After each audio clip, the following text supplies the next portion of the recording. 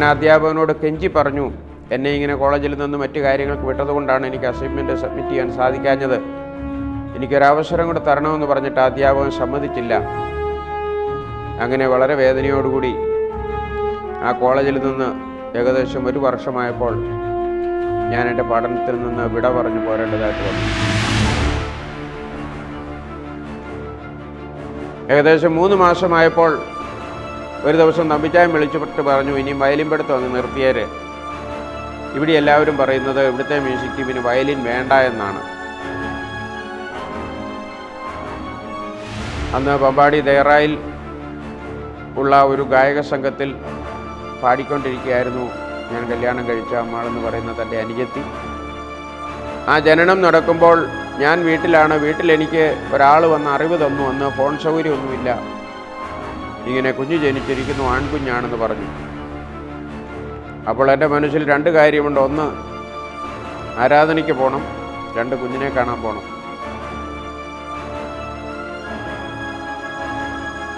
ഈ വീട്ടിൽ നിന്ന് ഇറങ്ങിക്കൊടുക്കണമെന്നുള്ള ആ വാക്ക് അനുസരിച്ച് പാമ്പാടിയിൽ വിശ്വാസത്താൽ ഒരു വാടക വീടെടുത്ത് അതിൽ താമസിച്ചുകൊണ്ട് വീട്ടിൽ നിന്ന് വിട പറഞ്ഞ് സുവിശേഷ വേല തുടങ്ങി. ഇന്ന് പലരും ചെയ്യുന്ന പോലെ ഈ ഭൂതങ്ങളുടെ അഡ്രസ്സോ അവരുടെ ഡീറ്റെയിൽസോ ഒന്നും ചോദിച്ചില്ല. ഈ പ്രാർത്ഥന തുടർന്നുകൊണ്ടിരുന്നു, ദൈവവചനം വായിച്ചുകൊണ്ടിരുന്നു, ദൈവവചനം ധ്യാനിച്ചുകൊണ്ടിരുന്നു, ആത്മീയമായി ആരാധന അവിടെ ശക്തിപ്പെട്ടുകൊണ്ടിരുന്നു. ഈ വ്യക്തി ഇങ്ങനെ അതിനകത്ത് ഇരിക്കുകയാണ്. ഓരോ ദിവസം കഴിയും തോറും ആ വ്യക്തിക്ക് പൂർണ്ണമായ ശമനത്തിലേക്ക് വരുന്നതായിട്ട് ഞങ്ങൾക്ക് കാണുവാൻ സാധിക്കുന്നുണ്ട്. 3-ാമത്തെ ദിവസം പ്രാർത്ഥിച്ച് അവസാനിപ്പിച്ചപ്പോൾ പൂർണ്ണ സൗഖ്യം പ്രാപിച്ച വ്യക്തിയെ തുടലിൽ നിന്ന് അഴിച്ചു വിട്ടു.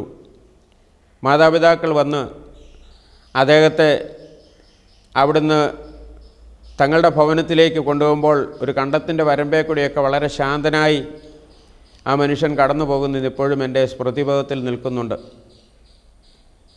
അങ്ങനെ ദൈവം ചെയ്ത അത്ഭുതത്തിൽ കൂടി വിശ്വാസത്തിൽ ആ സമയത്ത് ഒന്നുകൂടി ഉറയ്ക്കുവാൻ ദൈവം ഇടയാക്കി തീർത്തു. വന്നാൽ അങ്ങനെ ഒരു അത്ഭുതം നടന്നുകൊണ്ട് അത്ഭുതത്തെ വിളംബരം ചെയ്യുവാനോ അത്ഭുതം വെച്ച് വിലപേശാനോ ഒന്നും ഇടയായി തീർന്നില്ല.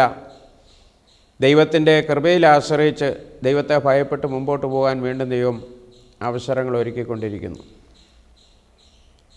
അതിനുശേഷം 6 മാസം കഴിഞ്ഞപ്പോൾ വീണ്ടും ഭവനത്തിലേക്ക് തിരിച്ചു വന്നു. 6 മാസത്തെ സുവിശേഷ പ്രവർത്തനത്തിന് ശേഷം വന്നിട്ട് വീണ്ടും ദൈവവചനം പഠിക്കണമെന്നുള്ള ആഗ്രഹം മനസ്സിലുണ്ടായി.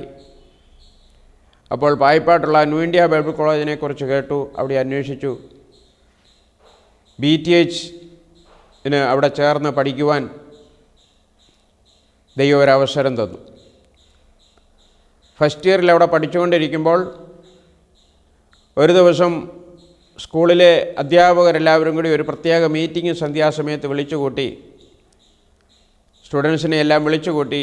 ആ മീറ്റിങ്ങിൽ സ്റ്റുഡൻസിന് വേണ്ട പല നിർദ്ദേശങ്ങൾ നൽകിയ കൂട്ടത്തിൽ എൻ്റെ പേര് വിളിച്ചു. എന്നെ മുന്നിൽ കൊണ്ട് നിർത്തിയിട്ട് അവർ പറഞ്ഞു, ഈ കോളേജിലെ ഏറ്റവും മാതൃക ഉള്ള വിദ്യാർത്ഥിയാണ് ജേക്കബ് എബ്രഹാം.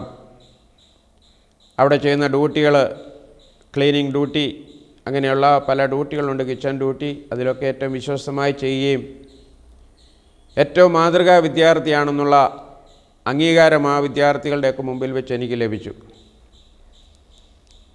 അതൊരു സന്തോഷ വാർത്തയായിരുന്നെങ്കിലും അധികം താമസിക്കാതെ തന്നെ ദുഃഖവാർത്തയും ഉണ്ടാകേണ്ട ഒരു അവസരമുണ്ടായി. ആ കോളേജിൽ പഠിക്കുന്ന സമയത്ത് കോളേജിനോട് തന്നെ ബന്ധപ്പെട്ട ചില വ്യക്തികളുടെ അവിടെയൊക്കെ ചില പണിക്കൊക്കെ പോയി അതിന് കിട്ടുന്ന കാശും കൊണ്ടായിരുന്നു ഒരു ദിവസം പണിക്ക് പോയാൽ 20 രൂപ കിട്ടും. അതുകൊണ്ടായിരുന്നു സോപ്പും പേസ്റ്റും ഒക്കെ മേടിച്ച കാര്യങ്ങളൊക്കെ നടത്തിക്കൊണ്ടിരുന്നത്. ഒരു ദിവസം നെൽസൺ സാർ എന്ന് പറയുന്ന ഒരു അധ്യാപകൻ, തിയോളജി പഠിപ്പിക്കുന്ന അധ്യാപകനാണ്, അദ്ദേഹത്തിൻ്റെ ഒരു അസൈൻമെൻറ്റ് തന്നു. എന്നാൽ അതേ സമയത്ത് തന്നെ കോളേജിൽ നിന്ന് എന്നെ ഇങ്ങനെ ഒരു പണിക്ക് വേണ്ടി വിട്ടേക്കുകയായിരുന്നു. അത് കാരണം എനിക്ക് അസൈൻമെൻറ്റ് സബ്മിറ്റ് ചെയ്യാൻ സാധിച്ചില്ല. അപ്പോൾ തന്നെ അദ്ദേഹത്തിൻ്റെ വിദ്യാർത്ഥികളിൽ തിയോളജിക്ക് 100-ൽ നിന്ന് 100 മാർക്ക് മേടിച്ച ആ കോളേജിലെ ഏക വിദ്യാർത്ഥി ഞാൻ മാത്രമായിരുന്നു. ഞാൻ അധ്യാപകനോട് കെഞ്ചി പറഞ്ഞു, എന്നെ ഇങ്ങനെ കോളേജിൽ നിന്ന് മറ്റു കാര്യങ്ങൾക്ക് വിട്ടതുകൊണ്ടാണ് എനിക്ക് അസൈൻമെൻറ്റ് സബ്മിറ്റ് ചെയ്യാൻ സാധിക്കാഞ്ഞത്. എനിക്കൊരവസരം കൂടെ തരണമെന്ന് പറഞ്ഞിട്ട് അധ്യാപകൻ സമ്മതിച്ചില്ല. അങ്ങനെ വളരെ വേദനയോടുകൂടി ആ കോളേജിൽ നിന്ന് ഏകദേശം 1 വർഷമായപ്പോൾ ഞാൻ എൻ്റെ പഠനത്തിൽ നിന്ന് വിട പറഞ്ഞു പോരേണ്ടതായിട്ട് വന്നു. പലപ്പോഴും ചിന്തിച്ചാൽ അതൊക്കെ യുക്തിസഹമാണോ എന്ന് നമ്മുടെ മനസ്സിൽ തോന്നും. പക്ഷേ നിഷ്കളങ്കമായി സുവിശേഷം വിശ്വസിച്ച് പെന്തക്കോസ് എന്നതാണ്, സഭ എന്നതാണ്, ബൈബിൾ കോളേജ് എന്നാണ്, ഇതൊന്നും അറിയാൻ മേലാതെ ഇതെല്ലാം ദൈവദൂതന്മാരുടെ ഇരിപ്പിടവും ദൈവമക്കളുടെ സ്വർഗതുല്യമായ ഇടങ്ങളുമായിരിക്കും എന്നൊക്കെ പ്രതീക്ഷിച്ചാണ് ഞാൻ മുമ്പോട്ടിറങ്ങി. എന്നാൽ മുമ്പോട്ടിറങ്ങിക്കഴിഞ്ഞപ്പോൾ എൻ്റെ ധാരണകൾ പലതും തെറ്റാണെന്നും ഇവിടെ വരുന്ന പല തിക്താനുഭവങ്ങളുടെയും അവസരങ്ങളിൽ കൂടി അതിനിടവഴി കടന്നു പോകേണ്ടത് വരുമെന്നും ദൈവം പഠിപ്പിക്കുകയായിരുന്നു. അതുകൊണ്ട് എൻ്റെ ജീവിതാനുഭവങ്ങൾക്കൊക്കെ ഞാൻ കൊടുക്കുന്ന ഒരു ഹെഡിങ് ഇതാണ്: ജീവിതയാത്രയിലെ തല്ലും തലോടലും. തലോടലൊക്കെ കിട്ടുമ്പോൾ നമുക്ക് വളരെ സന്തോഷമാണ്. അങ്ങനെയുള്ള തലോടൽ എനിക്കും ഒത്തിരി കിട്ടിയിട്ടുണ്ട്. എന്നാൽ അതിനിടയ്ക്ക് ചില തല്ലുകൾ കിട്ടുമ്പോൾ നമ്മൾ നിഗളിച്ചു പോകാതിരിക്കുവാനും അഹങ്കരിച്ചു പോകാതിരിക്കുവാനും ദൈവസന്നിധിയിൽ വിനയപ്പെടുവാനും പല അവസരങ്ങളിലും തകർന്നു പോകുമെന്ന് ചിന്തിക്കത്തക്ക രീതിയിലുള്ള അനുഭവങ്ങളിൽ കൂടി ദൈവം കടത്തിവിടുമ്പോൾ അതിൻ്റെ ഉദ്ദേശം അന്ന് മനസ്സിലാകില്ല. എന്നാൽ പിന്നീട് കാലങ്ങൾ അതിൻ്റെ അനുഭവമൊക്കെ തെളിയിക്കും. അങ്ങനെ അപ്പൻ സ്നേഹിക്കുന്ന മക്കളെ ശിക്ഷിക്കുന്നുവെന്ന് തിരുവചനം ഓർപ്പിക്കുന്ന പ്രകാരം പല വേദനകളിൽ കൂടിയും കടന്നുകൂടിയാണ് അവിടുത്തെ ബൈബിൾ കോളേജ് പഠനത്തിൽ നിന്ന് വിട പറയേണ്ടതായിട്ട് വന്ന്. അതിനുശേഷം ഞാൻ വീണ്ടും അന്വേഷിച്ചു. ചങ്ങനാശ്ശേരിയിൽ പാസ്റ്റർ വി എ തമ്പിയുടെ നേതൃത്വത്തിലുള്ള ന്യൂഇന്ത്യ ചർച്ച് ഓഫ് ഗോഡിൻ്റെ ബെഥെസ്ദ ബൈബിൾ സ്കൂൾ എന്ന് പറയുന്ന ഒരു ബൈബിൾ സ്കൂള് പുതുതായിട്ട് ആരംഭിക്കുന്നുവെന്ന് കേട്ടു. ഞാൻ അവിടെ അന്വേഷിച്ചു. വീണ്ടും ബൈബിൾ പഠിക്കണമല്ലോ. അവിടെ പോയി ആ പുതുതായിട്ട് ആരംഭിച്ച ബെഥെസ്ദ ബൈബിൾ സ്കൂളിലെ ആദ്യ ബാച്ചിൽ ഒരു വിദ്യാർത്ഥിയായിട്ട് എനിക്ക് അവിടെ ചേരുവാൻ ദൈവം അവസരമൊരുക്കി. അതുവരെ ഉണ്ടായിരുന്ന സാഹചര്യങ്ങളിൽ നിന്നും വളരെ വ്യത്യസ്തമായി ആ ബൈബിൾ കോളേജിൽ പഠിക്കുവാൻ ചെന്ന് കഴിഞ്ഞപ്പോൾ അവിടുത്തെ ഞങ്ങളെ തമ്പിച്ചായനെന്ന് വിളിക്കുന്ന അടുത്ത കാലത്ത് കർത്താവിലേക്ക് ചേർക്കപ്പെട്ട ആ ദൈവദാസനിൽ നിന്നും എനിക്കൊത്തിരി പ്രോത്സാഹനങ്ങൾ ലഭിച്ചിട്ടുണ്ട്. അത്രയും നാളത്തെ സുവിശേഷ പ്രവർത്തനത്തിൽ നിന്ന് എന്തെങ്കിലും സാമ്പത്തികമായ സഹായങ്ങൾ നേതൃസ്ഥാനങ്ങളിൽ നിന്നും എനിക്ക് ലഭിക്കുന്നത് ഈ തമ്പിച്ചായനിൽ നിന്നായിരുന്നു. അതുപോലെ തന്നെ അന്ന് വരെ ഞാൻ മുണ്ടും ഷർട്ടുമാണ് ഉപയോഗിച്ചുകൊണ്ടിരുന്നത്. തമ്പിച്ചായൻ്റെ എവിടെയായിരുന്നപ്പോൾ ഓസ്ട്രേലിയയിൽ നിന്നൊക്കെ വലിയ കണ്ടെയ്നറിനകത്ത് യൂസ്ഡ് ഡ്രസ്സുകൾ വരും. അതിനകത്ത് നല്ല പാൻറ്റും ഷർട്ടും ഒക്കെ കാണും. അങ്ങനെ അവിടെ വെച്ച് അങ്ങനെ വന്ന ഡ്രസ്സുകൾക്കകത്ത് നിന്ന് നല്ല പാൻറ്റ് ഷർട്ടുമൊക്കെ എടുത്ത് അന്നു മുതൽ പാൻറ്റ് ഇടുവാൻ എനിക്ക് ഭാഗ്യം ലഭിച്ചു. സംഗീതത്തോട് എനിക്ക് വളരെ താല്പര്യമുണ്ടായിരുന്നു. അവിടെ അപ്പോൾ നല്ലൊരു മ്യൂസിക് ടീം ഉണ്ടായിരുന്നു. ജെ വി പീറ്ററിൻ്റെയും നിർമ്മലയുടെയൊക്കെ നേതൃത്വത്തിൽ ഉണ്ടായിരുന്ന മ്യൂസിക് ടീമിനോട് ചേർന്ന് പ്രവർത്തിപ്പാനും ദൈവം എനിക്ക് അവിടെ അവസരം തന്നു. വയലിൻ പഠിക്കണമെന്ന് എനിക്ക് വലിയ ആഗ്രഹമുണ്ടായിരുന്നു. ഞാൻ തമ്പിച്ചായനോട് പറഞ്ഞപ്പോൾ തമ്പിച്ചായൻ എന്നെ പ്രോത്സാഹിപ്പിച്ചു. വയലിൻ പഠിപ്പിക്കുന്ന എവിടെയെങ്കിലും പോയി ചേർന്നോ, ഞാൻ ഫീസ് കൊടുക്കാമെന്ന് തമ്പിച്ചായൻ പറഞ്ഞു. അതനുസരിച്ച് അവിടെ ചങ്ങനാശ്ശേരിയിൽ പോയി വയലിൻ പഠിക്കുവാൻ ചേർന്നു. ഞാനൊരു സെക്കൻഡ് ഹാൻഡ് വയലിൻ വിലയ്ക്ക് വാങ്ങിച്ചു. അത് പഠനം ആരംഭിച്ചു. ഏകദേശം 3 മാസമായപ്പോൾ ഒരു ദിവസം തമ്പിച്ചായൻ വിളിച്ചിട്ട് പറഞ്ഞു, ഇനിയും വയലിൻ പഠിത്തം അങ്ങ് നിർത്തിയേര്. ഇവിടെ എല്ലാവരും പറയുന്നത് ഇവിടുത്തെ മ്യൂസിക് ടീമിന് വയലിൻ വേണ്ട എന്നാണ്. ഇവിടെ കീബോർഡും ഗിറ്റാറും ഒക്കെ മതി, ഡ്രം സെറ്റും ഒക്കെ മതി, വയലിൻ്റെ ആവശ്യമില്ല എന്ന് പറഞ്ഞു. അതുകൊണ്ട് വയലിൻ പഠിക്കണ്ട എന്ന് പറഞ്ഞു. അവിടെ ചെന്നെല്ലാം ശാന്തമായി ഒഴുകുന്ന ഒരു ജലാശയം പോലെ തോന്നിയെങ്കിലും അതും എൻ്റെ ജീവിതത്തിൽ ഒരു വലിയ ഷോക്കായി തീർന്നു. അങ്ങനെ ഞാൻ വേദനയോടുകൂടി എൻ്റെ വയലിൻ പഠനം അവിടെ നിർത്തി. പിന്നീട് അത് തുടരുവാൻ സാധിച്ചില്ല. 2 വർഷത്തോളം അവിടെ ആ ബൈബിൾ കോളേജിൽ പഠിച്ചു. ഒരു ചാപ്പൽ സർവീസിൽ പ്രസംഗിക്കുവാൻ അവസരം കിട്ടിയപ്പോൾ ഞാൻ പ്രസംഗിച്ച പ്രസംഗം അവിടെയുള്ള പല നേതാക്കന്മാരും ശ്രദ്ധിച്ചിട്ട് അവർ പറഞ്ഞു, ഇനിയും ഈ ബൈബിൾ കോളേജിൽ ഈ പുള്ളിയെ ഇരുത്തിക്കൊണ്ടിരിക്കേണ്ട, എവിടെയെങ്കിലും സഭാ ചാർജ് കൊടുത്തു വിടാൻ പറഞ്ഞു. ഇനി ഇദ്ദേഹത്തെ ഇവിടെ ഇരുത്തി പഠിപ്പിക്കേണ്ട ആവശ്യമില്ലെന്ന്. എൻ്റെ പഠനം കംപ്ലീറ്റ് ആയില്ലായിരുന്നു. അങ്ങനെയുള്ള സമയത്ത് എനിക്ക് വീണ്ടും പഠിക്കണമെന്നുള്ള ആഗ്രഹത്തിൽ ഹരിയാന ഗ്രേസ് ബൈബിൾ കോളേജിനെക്കുറിച്ച് അന്വേഷിക്കുകയും ഞാൻ തമ്പിച്ചാനോട് സംസാരിച്ചപ്പോൾ തമ്പിച്ചാനാണ് എനിക്കൊരു ഇംഗ്ലീഷ് വേദപുസ്തകം തന്നത്. ഇംഗ്ലീഷ് വേദപുസ്തകമൊക്കെ തന്ന് പോയി പഠിച്ചിട്ട് വാ എന്ന് പറഞ്ഞ് എന്നെ അനുഗ്രഹിച്ച് വിട്ട ഒരു അനുഭവം അതും പ്രത്യേകം എടുത്തു പറയേണ്ടതാണ്. കേരളത്തിന് വെളിയിലേക്ക് ഒരു സ്ഥലത്തും അന്നുവരെ ഞാൻ യാത്ര ചെയ്തിട്ടില്ല. എന്നാൽ ആ ബൈബിൾ കോളേജുമായിട്ട് ബന്ധപ്പെട്ട് അവിടേക്കുള്ള യാത്രയ്ക്ക് വേണ്ടി തീരുമാനിച്ചു. റിസർവേഷനൊന്നും ചെയ്തില്ല. ഒരു സാധാ ടിക്കറ്റ് എടുത്ത് അൺറിസർവ്ഡ് കമ്പാർട്ട്മെൻറ്റിൽ കയറി ഇരിക്കാൻ പോലും ഇടകെട്ടാതെ നിന്നുമൊക്കെ അങ്ങനെ ഹരിയാനയിലേക്കുള്ള യാത്രയിൽ ഡൽഹിയിൽ ചെന്നിറങ്ങി അവിടെ നിന്ന് ബസ്സിൽ കയറി ഗ്രേസ് ബൈബിൾ കോളേജിലെത്തുവാൻ ദൈവം എനിക്ക് അവസരം തന്നു. അവിടെ ചില നാളുകൾ ദൈവവചനം പഠിച്ചു. അവിടെയും നേരത്തെ പൂർത്തീകരിക്കുവാൻ സാധിക്കാൻ ഞാൻ BTHൻ്റെ ആഗ്രഹത്തോടു കൂടിയാണ് ചെന്നതെങ്കിലും അവിടുത്തെ പഠനവും കംപ്ലീറ്റ് ചെയ്യാൻ സാധിച്ചില്ല. സെക്കൻഡ് ഇയർ കഴിഞ്ഞ് തേർഡ് ഇയർ തുടങ്ങേണ്ട സമയത്ത് ആ കോളേജിൽ വലിയൊരു സമരമുണ്ടായി. അധ്യാപകരും വിദ്യാർത്ഥികളുമായി വലിയ പ്രശ്നമുണ്ടായി. അധ്യാപകർ തമ്മിലും പ്രശ്നമുണ്ടായി. അതാണ് തുടക്കം. അധ്യാപകർ തമ്മിൽ അങ്ങോട്ടും ഇങ്ങോട്ടും ശണ്ട കൂടുകയും ചീത്ത വിളിക്കുകയൊക്കെ വരെ ചെയ്യുന്നത് വിദ്യാർത്ഥികൾ കേട്ടിട്ട് ചില വിദ്യാർത്ഥികൾ അത് ചോദ്യം ചെയ്തു. നിങ്ങൾ ഞങ്ങളെ ദൈവവചനം പഠിപ്പിക്കുന്നു, നിങ്ങൾക്ക് മാതൃകയില്ലെങ്കിൽ ഞങ്ങൾ എങ്ങനെയാണ് പഠിക്കുന്നതെന്ന് ചോദ്യം ചെയ്തു.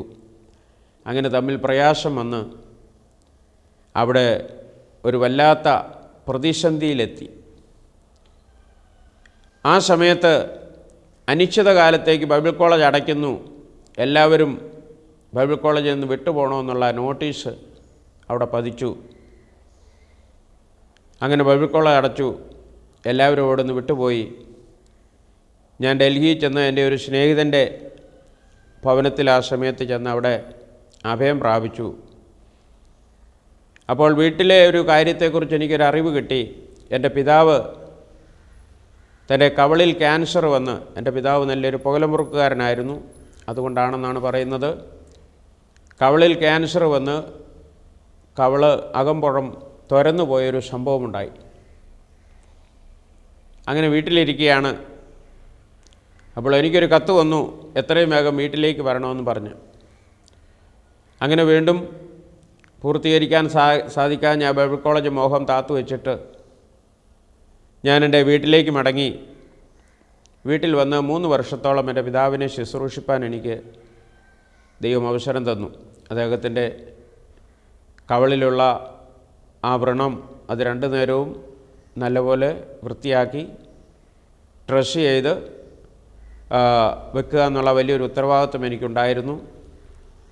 അത് വളരെ സന്തോഷത്തോടുകൂടി സഹനത്തോടുകൂടി ചെയ്യുവാൻ ദൈവം എനിക്ക് ഭാഗ്യം നൽകി. അങ്ങനെ അവിടെ ആയിരിക്കുന്ന സമയത്ത് തന്നെ വീട്ടിൽ വെറുതെ നിൽക്കണ്ടല്ലോ എന്ന് വിചാരിച്ച് ചർച്ച് ബോർഡിലെ അന്നായിരുന്ന എമി ചാക്കോ എന്ന് പറയുന്ന ഓവർസിയറുമായി ബന്ധപ്പെട്ടു.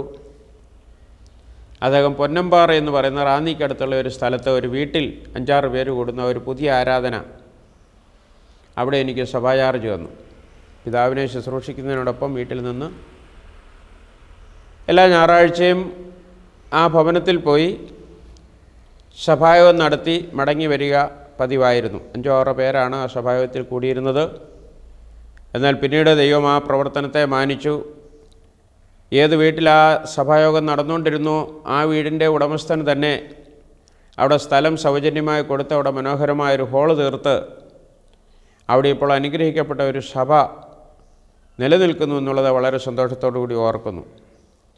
അദ്ദേഹം വലിയ വീടൊക്കെ പിന്നീട് മക്കളൊക്കെ ജോലിക്ക് പോയി വെച്ചെങ്കിലും അന്ന് ആരാധന നടന്നുകൊണ്ടിരുന്ന ആ വീട് ഇന്നും അവിടെ നിലനിൽക്കുന്നുണ്ട്. അടുത്ത സമയത്ത് അതുവഴി പോയപ്പോൾ ആ വീട്ടിൽ കയറിയത് കാണുവാനും ദൈവത്തെ മഹത്വപ്പെടുത്തുവാനും ദൈവം അവസരമൊരുക്കി. അങ്ങനെയുള്ള സമയത്താണ് എൻ്റെ പിതാവിൻ്റെ രോഗം മൂർച്ഛിക്കുകയും ഒരു ദിവസം പിതാവ് എന്നോട് പറഞ്ഞു, എൻ്റെ ജീവിതം ഇനി ഏകദേശം ഒരു മാസത്തിൽ കൂടുതൽ കാണുമെന്ന് തോന്നുന്നില്ല.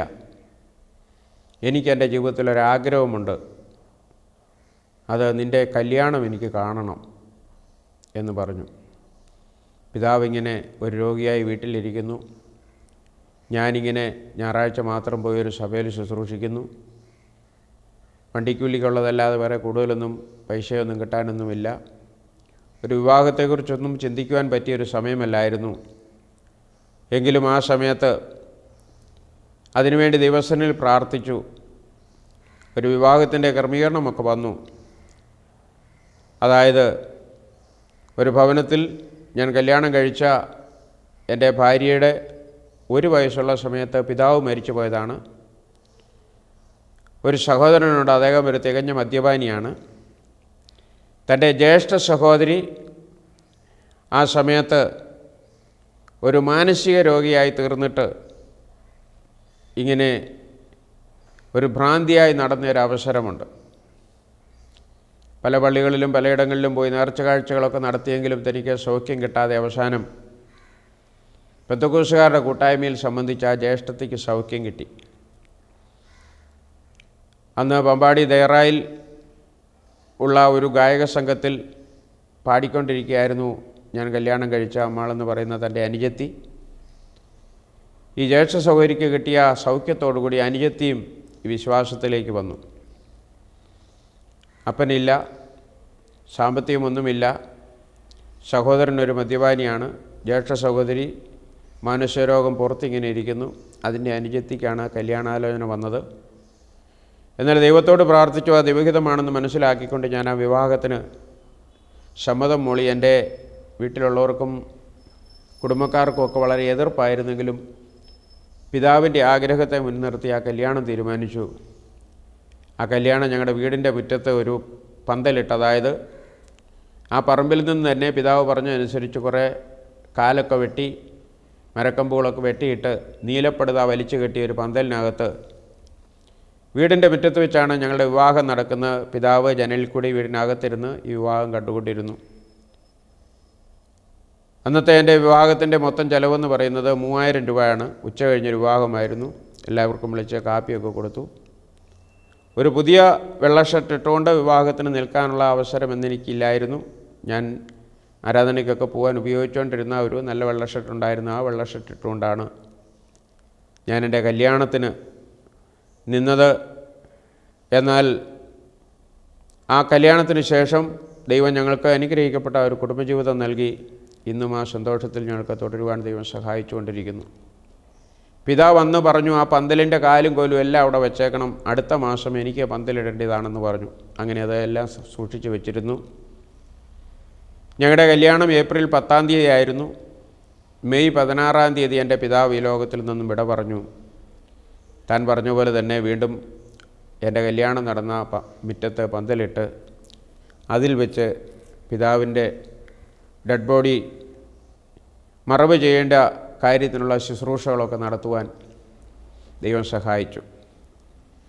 ഞാൻ ഇളയ മകനായിരുന്നതുകൊണ്ടും ഇങ്ങനെ പിതാവിൻ്റെ ശുശ്രൂഷകളുടെയൊക്കെ വീട്ടിൽ നിൽക്കുന്നതുകൊണ്ടും എൻ്റെ സഹോദരന്മാരെല്ലാം സ്വന്തം ഭവനങ്ങളുള്ളവരും നല്ല നിലയിൽ കഴിയുന്നവരുമായതുകൊണ്ടും ഞങ്ങളുടെ തറവാടൊക്കെ എനിക്ക് തരാമെന്നാണ് പിതാവ് പറഞ്ഞിരുന്നത്. എന്നാൽ കാര്യങ്ങളൊന്നും എഴുതിയൊന്നും വെച്ചുമൊന്നുമില്ല. പിതാവിൻ്റെ മരണശേഷം കാര്യങ്ങളെല്ലാം തിരിഞ്ഞു മറിഞ്ഞു.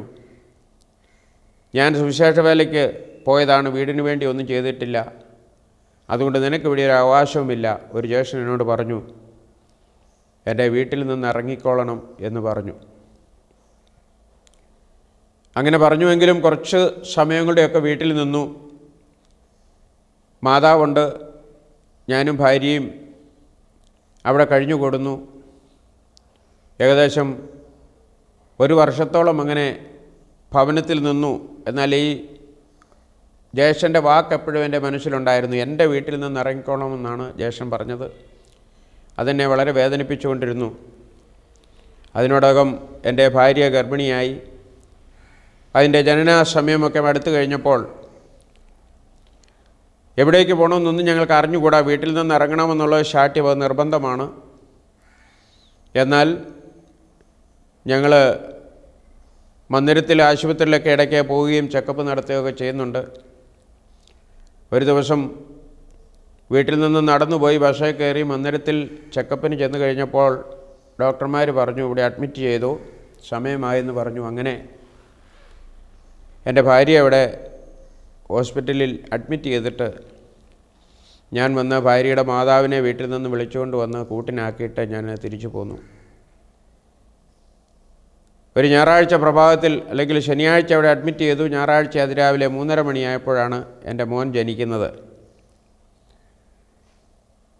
അങ്ങനെ ആ ജനനം നടക്കുമ്പോൾ ഞാൻ വീട്ടിലാണ്. വീട്ടിൽ എനിക്ക് ഒരാൾ വന്ന് അറിവ് തന്നു. അന്ന് ഫോൺ സൗകര്യമൊന്നുമില്ല. ഇങ്ങനെ കുഞ്ഞ് ജനിച്ചിരിക്കുന്നു, ആൺകുഞ്ഞാണെന്ന് പറഞ്ഞു. അപ്പോൾ എൻ്റെ മനസ്സിൽ 2 കാര്യമുണ്ട്. ഒന്ന്, ആരാധനയ്ക്ക് പോകണം. 2, കുഞ്ഞിനെ കാണാൻ പോകണം. എന്നാൽ ദൈവം എനിക്ക് നൽകിയ പ്രേരണയനുസരിച്ച് ആദ്യം ആരാധനയ്ക്ക് പോകാൻ തീരുമാനിച്ചു. സഭായോഗത്തിന് പോയി ദൈവത്തെ മഹത്വപ്പെടുത്തിയതിന് ശേഷം ഉച്ച കഴിഞ്ഞാണ് എനിക്ക് ജനിച്ച കുഞ്ഞിനെ കാണുവാൻ ഞാൻ പോയത്. അവിടുന്ന് 3-ാം പൊക്കം ഡിസ്ചാർജ് ചെയ്തു. ഡിസ്ചാർജ് ചെയ്ത സമയത്ത്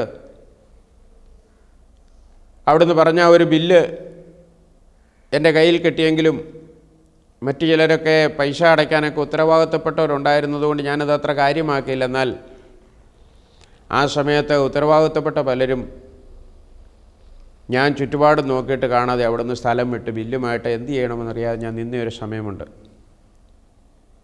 ഞാൻ പെട്ടെന്ന് വാകത്താനത്ത് ചൗകടി ശുശ്രൂഷിച്ചുകൊണ്ടിരിക്കുന്ന PG മാത്യു പാസ്റ്ററിൻ്റെ അടുക്കെ ചെന്ന് അദ്ദേഹത്തോട് പറഞ്ഞു. അദ്ദേഹത്തോട് വായ്പ വാങ്ങിച്ച് ആ പണം കൊണ്ടുപോയാണ് ഞങ്ങൾ മന്ദിരത്തിൽ നിന്നും ഡിസ്ചാർജ് വാങ്ങി പോന്നത്. അങ്ങനെ ഏതെല്ലാം വിധത്തിൽ ഉള്ള മാനസികമായ ബുദ്ധിമുട്ടുകളൊക്കെ ഉണ്ടാകാമോ അതെല്ലാം ഉണ്ടായെങ്കിലും അതിലെല്ലാം ക്രിസ്തീയ സന്തോഷം നഷ്ടപ്പെട്ടു പോകാതെ അതിനെ മുറുകെ പിടിച്ചുകൊണ്ട് ആയിരിക്കാൻ ദൈവം സഹായിച്ചു. ദൈവത്തിൻ്റെ കൃപയോർത്ത് ദൈവത്തെ സ്തുതിക്കുന്നു. അതിനുശേഷം ഞങ്ങൾ സഭാ ശുശ്രൂഷയുള്ള ബന്ധത്തിൽ എൻ്റെ കല്യാണം കഴിഞ്ഞപ്പോൾ റാന്നിയിൽ നിന്നും മീനടത്ത് ചർച്ച് ഓഫ് ഗോഡിൻ്റെ സഭയിൽ എനിക്ക് ചാർജ് കിട്ടി. അതും ഒരു പ്രാരംഭ പ്രവർത്തനമൊക്കെ ആയിരുന്നു. ഞങ്ങളുടെ സ്വദേശത്ത് തന്നെയുള്ള സഭയായിരുന്നു. ഞങ്ങളുടെ റിലേറ്റീവ്സും പലരും ആ സഭയിൽ അന്ന് കൂടുവാനുണ്ടായിരുന്നു. അവിടെ 1 വർഷം ഞങ്ങൾ ശുശ്രൂഷിച്ചു.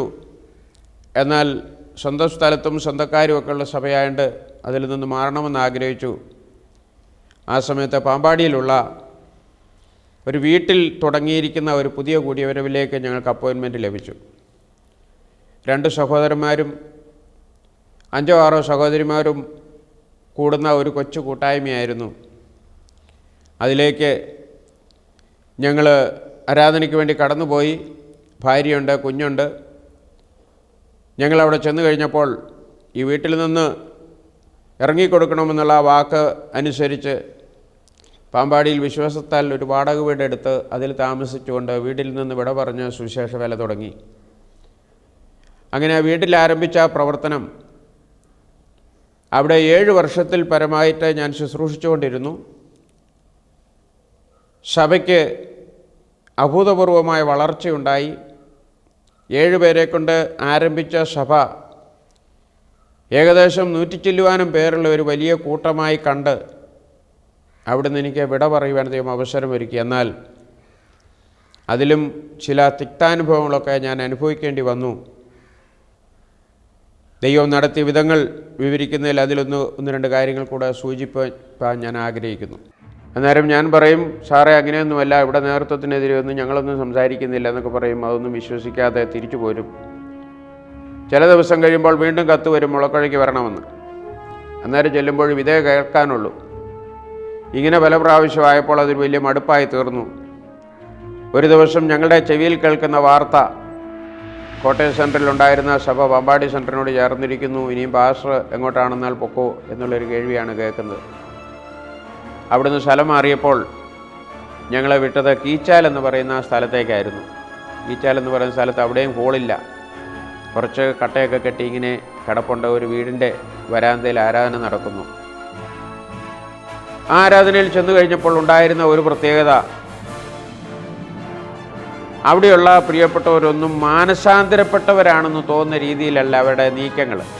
അത് കാരണം 2 വർഷം ആ സഭയിൽ ഞാൻ ശുശ്രൂഷയിൽ ഇരുന്നിട്ടും ഞാൻ ഒരിക്കലും അവിടെ കർത്തൃമേശ നടത്തിയിട്ടില്ല. ഞാൻ എല്ലാ ഞായറാഴ്ചയും കർത്തൃമേശ ശുശ്രൂഷയോടുകൂടിയാണ് സഭകളിൽ ശുശ്രൂഷിക്കുന്നതെന്നാൽ 2 വർഷം കർത്തൃമേശ നടത്തുവാൻ സാധിക്കാഞ്ഞ ഒരു സഭയിൽ ശുശ്രൂഷിക്കേണ്ട അവസരവും എൻ്റെ ജീവിതത്തിലുണ്ടായി.